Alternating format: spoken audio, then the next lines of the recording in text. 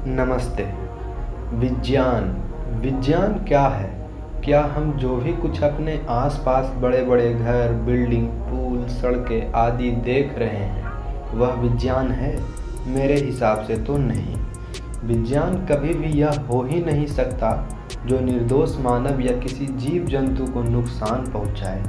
आज का विज्ञान आगे बढ़ने के चक्कर में ऐसा अंधा हो गया है कि उसे कुछ दिखाई ही नहीं दे रहा वह क्या कर रहा है, क्या करने जा रहा है, क्या खोज कर रहा है, क्या खोज करने जा रहा है।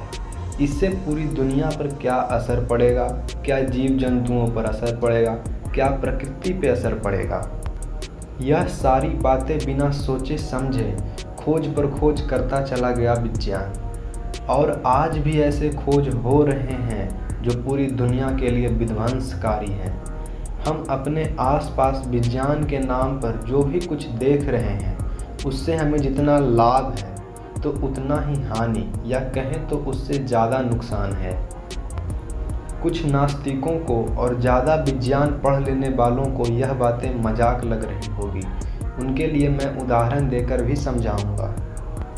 जैसे पहले के लोग मिलजुल कर रहते थे, आपस में गले लगते थे, हाथ मिलाते थे, बड़े बुजुर्गों के पांव छूते थे, उनके पांव दबाते थे। लेकिन हाल ही में एक ऐसा वायरस इजाद हुआ जिससे पूरी दुनिया के लोग प्रभावित हो गए।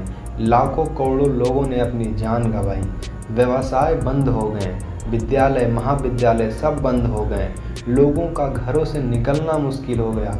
यहाँ तक कि लोग एक दूसरे के पास जाने से डरने लगे। और तो और जिन लोगों की मौत इस वायरस की वजह से हुई उनकी लाश उनके परिवार वालों तक को नहीं दिया गया। उनकी मान्यताओं के अनुसार उनकी अंतिम संस्कार करने तक की अनुमति नहीं दी गई। अब सोचिए, क्या हम ऐसे विज्ञान की कल्पना करते हैं? और तो और इस विज्ञान का पागलपन तो देखिए। पहले डॉक्टर और शोधकर्ताओं ने बताया कि इससे बचने के लिए एक इंसान से दूसरे इंसान की दूरी 3 फुट होनी चाहिए। फिर 6 फुट बताया, फिर 10 फुट बताया।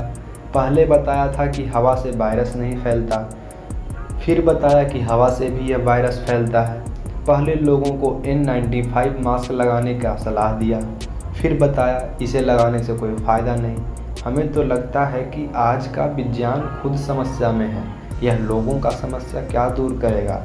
यह तो फिलहाल का मैं उदाहरण बताया हूँ, और ऐसी कई छोटी बड़ी बात प्रकृति से जुड़ी हुई है। विज्ञान ने सबमर्सिबल पंप का आविष्कार किया।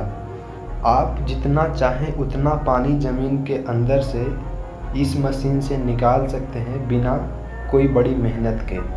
मात्र आपको एक स्विच दबाना है। क्या विज्ञान ने कोई ऐसा आविष्कार किया जिससे उतना ही पानी ज़मीन के अंदर भेजा जा सकता हो? जवाब है नहीं। हम बड़े आसानी से तो ज़मीन के अंदर से पानी निकाल रहे हैं, लेकिन क्या हम उतने आसानी से ज़मीन के अंदर पानी भेज रहे हैं? हमें आगे की आने वाली पीढ़ियों के बारे में भी सोचना चाहिए। और तो और विकास के नाम पर सारे पेड़ पौधों और जंगलों को ख़त्म कर दिया गया, जीव जंतुओं को मार दिया गया। और जहां आज से कुछ साल पहले हरे भरे जंगल हुआ करता था, वहां आज पूरा पक्का का मकान, दुकान, सड़कें हो गई है। पहले तो पेड़ काटा विकास के नाम पर, जिससे वर्षा कम हो गई। फिर पूरा ज़मीन को पक्का कर दिया गया, जिससे जितनी भी वर्षा हुई ज़मीन के अंदर पानी नहीं जा पाती।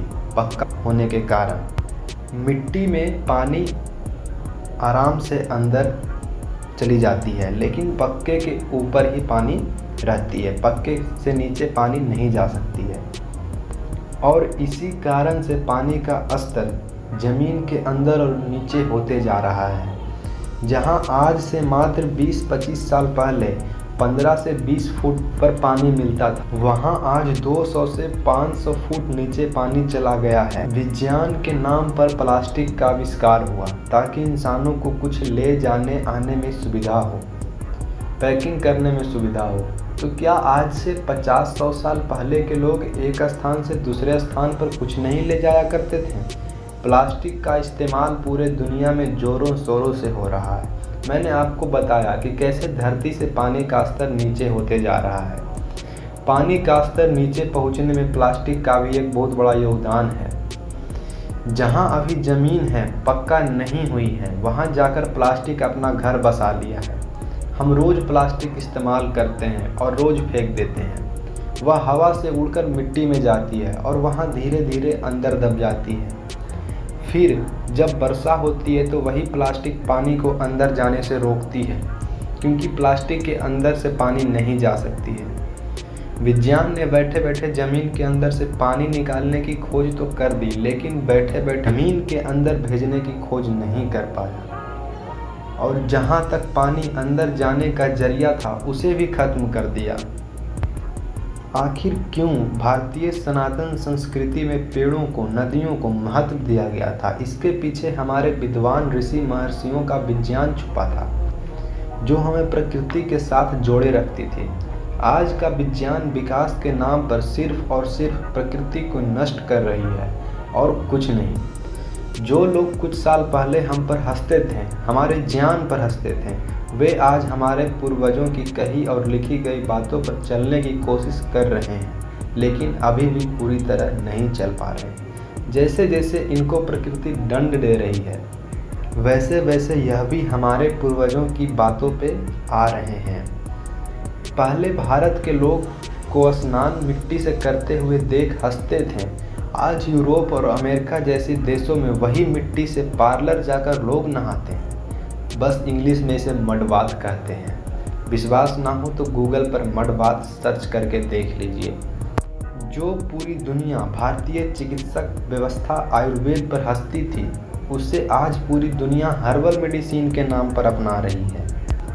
आज का विज्ञान कुछ साल पहले बताया कि धरती गोल है, लेकिन हमारे यहाँ पूरा का पूरा विषय ही था जिसका नाम था भूगोल।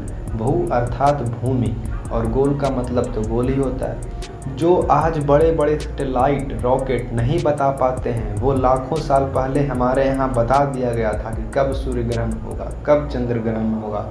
आज हमारे शरीर में कितने तरह की चीज़ें हैं, किसका क्या काम है, वो ऑपरेशन और चीर फाड़ करने पर पता चलता है। तो वहीं पहले के लोग ध्यान करके अपने शरीर के अंदर की सारी जानकारियाँ दे चुके थे। विज्ञान आज बता रहा है कि ऊर्जा, एनर्जी कभी मरती नहीं है और ना ही बनती है, या सिर्फ एक स्वरूप से दूसरे स्वरूप में बदलती है। वही बात आज से हजारों साल पहले श्री कृष्ण ने बता दिया था कि आत्मा न कभी मरती है, न जन्म लेती है, यह सिर्फ शरीर या स्वरूप बदलती है। ऐसी कई चीज़ें हैं जो विज्ञान और विकास के नाम पर तो हुई है और हो रही है, लेकिन वास्तव में ना तो विज्ञान और ना ही विकास। इसलिए हमें कुछ अपनाने से पहले हमें सोचना चाहिए। कुछ लोग हमें ये बताएंगे कि आप YouTube पर हैं और YouTube एक विज्ञान की देन है। तो मैं कहना चाहता हूँ कि अभी YouTube एक प्लेटफॉर्म है अपनी बातों को ज़्यादा से ज़्यादा लोगों तक पहुँचाने के लिए। और जिस प्रकार ये विदेशी हमारे संस्कृति को चुरा कर अपना बताया और हमारी सभ्यता को नष्ट कर दिया, उसी प्रकार हमें भी इनकी बनाई हुई प्लेटफॉर्म के जरिए अपनी संस्कृति को बढ़ावा देना है। क्योंकि मैं भी कई अन्य राष्ट्रभक्त को इन्हीं प्लेटफॉर्म और सोशल मीडिया के जरिए सुनकर, देखकर, प्रभावित होकर अपनी ज़िंदगी में बदलाव किया, और मैं चाहता हूँ आप भी करें। आपके मन में ये सवाल उठ रहे होंगे कि हम क्या कर सकते हैं। मैं आपको बताना चाहता हूँ कि आप अपनी ज़िंदगी में छोटे बड़े बदलाव कर सकते हैं। जब भी आप बाज़ार जाएं सामान की खरीदारी के लिए, अपने साथ एक थैला अवश्य ले जाएं और दुकानदार से प्लास्टिक ना लें। साबुन की जगह अपनी बाथरूम में मिट्टी रखें और उसी से स्नान करें। उससे आपकी त्वचा भी खराब नहीं होगी और जो पानी स्नान करने के बाद ज़मीन के अंदर जाएगी वो भी पीने लायक रहेगी। ज़्यादा से ज़्यादा पेड़ पौधे लगाएं। अपने छत के ऊपर आंगन में तुलसी का पौधा अवश्य लगाएं। कोशिश करें कि पेड़ में भी नीम, पीपल, आम और जामुन का पेड़ ज़्यादा से ज़्यादा लगाएं, खास करके नीम और पीपल, और पौधे में तुलसी। छत के ऊपर आप पुराने बाल्टी में फूल का भी पौधा लगा सकते हैं या फिर गमले में भी लगा सकते हैं। धूम्रपान ना करें क्योंकि बहुत बड़ा मात्रा पेड़ सिगरेट में लगी कागज़ को बनाने के लिए काटी जाती है। पानी का इस्तेमाल उतना ही करें जितनी आपकी आवश्यकता हो और ऐसी कई चीज़ें पर ध्यान देना होगा क्योंकि जितनी प्रकृति हमारे ऊपर निर्भर है उससे कहीं ज़्यादा निर्भर हम प्रकृति के ऊपर हैं। आज के लिए इतना ही। धन्यवाद। वीडियो अच्छी लगी हो तो लाइक करें, शेयर करें और हमारे YouTube चैनल को सब्सक्राइब करना ना भूलें।